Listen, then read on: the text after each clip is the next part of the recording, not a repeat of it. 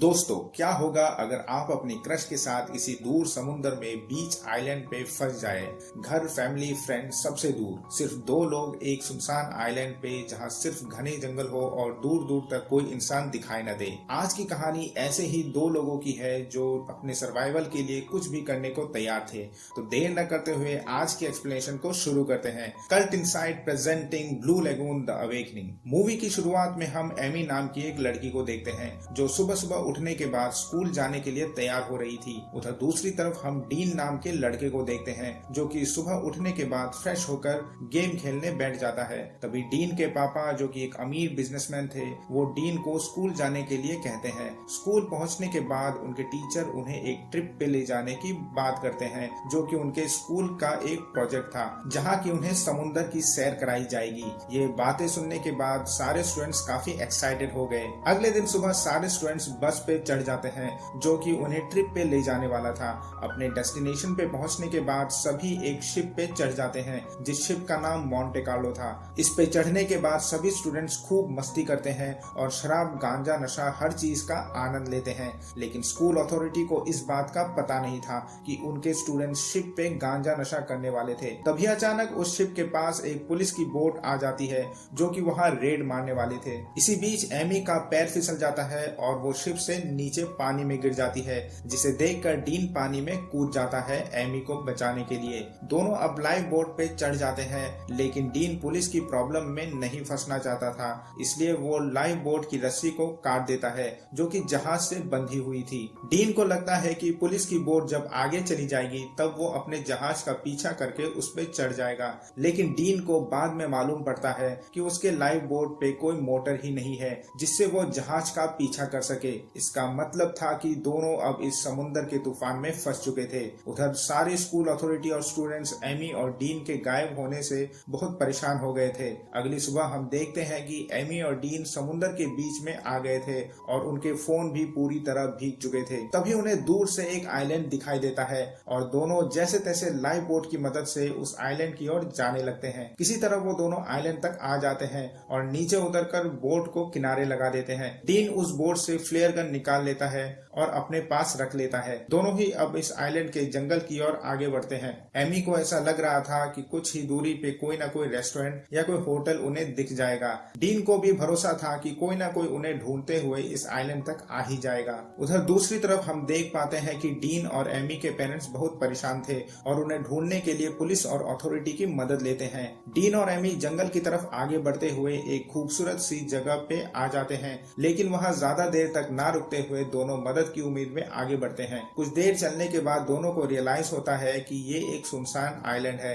और यहाँ दूर दूर तक कोई इंसान नहीं रहता। ये देखकर दोनों वापस बोट तक जाने का फैसला करते हैं। रास्ते में जाते वक्त डीन को एक गुफा दिखाई देती है और वो दोनों यहाँ रुकने का फैसला करते हैं, लेकिन गुफा के अंदर जाने से पहले ही बहुत सारे चमगादड़ उन पर हमला कर देते हैं और दोनों डीन और एमी एक तालाब में गिर जाते हैं। ये सब होने के बाद दोनों यहाँ से निकल जाते हैं और समुद्र के किनारे आ जाते हैं जहां उन्होंने अपनी लाइफ बोट रखी थी। लेकिन वहां आने के बाद उन्हें पता चलता है कि समुद्र की लहरों की वजह से उनकी बोट कहीं बह गई थी और सिर्फ एक लाइफ जैकेट ही उनके पास रह गया था। ये देखकर दोनों काफी निराश हो जाते हैं। धीरे धीरे वहां रात हो जाती है और दोनों आग जलाकर एक साइड पे बैठ जाते हैं। एमी के पास बैग में कुछ खाने का सामान था जिसे खाकर दोनों वहीं पे सो जाते हैं। सुबह होते ही डीन समुद्र पे नहाने चला जाता है और एमी समुद्र किनारे रेत पर एक बड़ा सा SOS का साइन लिख देती है ताकि कोई इसे देखे तो उनकी मदद कर सके। उधर डीन और एमी के पेरेंट्स पुलिस अथॉरिटी से बात करती है। दरअसल पुलिस और उनकी टीम एक प्राइवेट बोट से डीन और एमी को ढूंढने की कोशिश कर रहे थे। सीन शिफ्ट होते ही हम देखते हैं कि डीन और एमी दोनों धूप और बारिश से बचने के लिए पत्तों से एक झोपड़ी बनाते हैं। तभी डीन कहीं से नारियल तोड़ लाता है और दोनों उसे खाने लगते हैं। साथ ही में वो एक पेड़ से केले भी तोड़कर खाने लगते हैं। इसका मतलब था कि इस आइलैंड पर साफ पानी से लेकर फ्रूट्स तक सब अवेलेबल था। पर कुछ दिन ऐसे ही बीतने के बाद डीन अब रोज फल खा खा कर तंग हो चुका था। एमी अब नहाने जाती है और डीन को कहती है कि नहाते वक्त उसको पहरा दे, क्योंकि उसने आसपास किसी जंगली जानवर के होने की आवाज सुनी थी। अगले सीन में हम टीवी पे एक न्यूज देख पाते हैं जिसमें कि एमी और डीन को पुलिस की तरफ से ढूंढने की नाकाम कोशिश के बारे में बता रहे होते हैं, जिसे देखकर एमी की मॉम इमोशनल हो जाती है। अब डीन और एमी के पेरेंट्स प्राइवेट हेलीकॉप्टर से उन दोनों को ढूंढने के लिए लिए निकल पड़ते हैं। उधर नहाने के बाद दोनों सोते वक्त एक दूसरे के करीब आ जाते हैं। अगले दिन सुबह डीन को जंगल के पास में एक कंकाल मिलता है, जिसे देखकर वो दोनों काफी डर जाते हैं। एमी को लगता है कि वो भी शायद हमारी तरह ही इस आइलैंड में फंस गया था और कभी यहाँ से निकल नहीं पाया। डरने के बाद डीन एमी को भरोसा देता है कि हमारे पेरेंट्स कैसे भी करके हमें जरूर ढूंढ लेंगे और हम इस आइलैंड से निकल जाएंगे। अब रात हो जाने के बाद दोनों इंटीमेट होते हैं। इंटीमेट होने के बाद एमी काफी इमोशनल हो जाती है और अपने घर वालों को याद करती है। सुबह होते ही एमी डीन को अपने करीब न पाकर घबरा जाती है और उसे ढूंढने के लिए जंगल की ओर चली जाती है।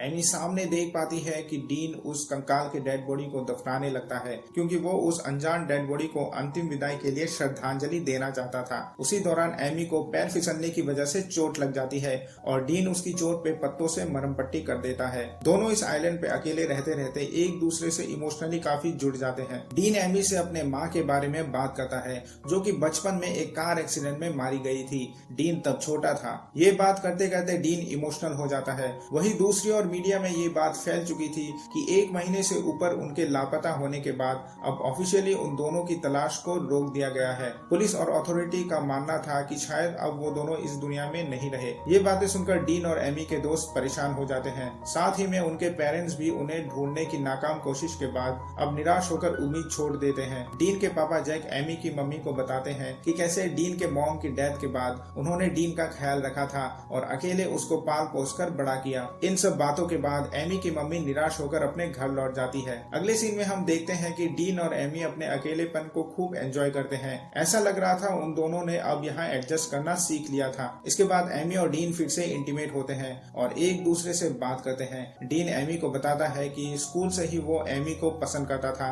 लेकिन तब उन दोनों की बात नहीं हो पाती थी। एमी भी बताती है कि वो भी डीन को स्कूल टाइम से ही पसंद करती थी, लेकिन कभी बताया नहीं। एमी और बताती है कि डीन ही वो पहला लड़का है जिसके साथ वो इंटीमेट हुई है। डीन अब खाने की तलाश में जंगल की ओर जाता है। कुछ देर जंगल के अंदर तक चलने के बाद डीन को प्लेन की आवाज सुनाई देती है और वो जल्दी से भागकर वापस जाता है जहां एमी का बैग रखा था। वो उस बैग में और आसपास फ्लेयर गन को ढूंढता है, लेकिन सही टाइम पे उसको गन नहीं मिलती और वो प्लेन चला जाता है। अब वो दोनों काफी निराश हो जाते हैं, क्योंकि ये एक आखिरी उम्मीद थी उनके यहाँ से निकलने की। समुद्र की लहरों ने अब उनका SOS का साइन भी आधा मिटा दिया था। दोनों अब निराश होकर बैठे ही थे कि तभी जंगल की ओर से कुछ आवाजें आती है और डीन उन आवाजों का पीछा करते हुए जंगल की ओर जाता है। एमी भी डीन का पीछा करते हुए जंगल की ओर जाती है कि तभी एक काला तेंदुआ डीन पर हमला कर देता है, लेकिन डीन उसे अपने चाकू से मार देता है। इसका मतलब ये था कि अब ये दोनों किसी भी सिचुएशन में सरवाइव करना सीख चुके थे।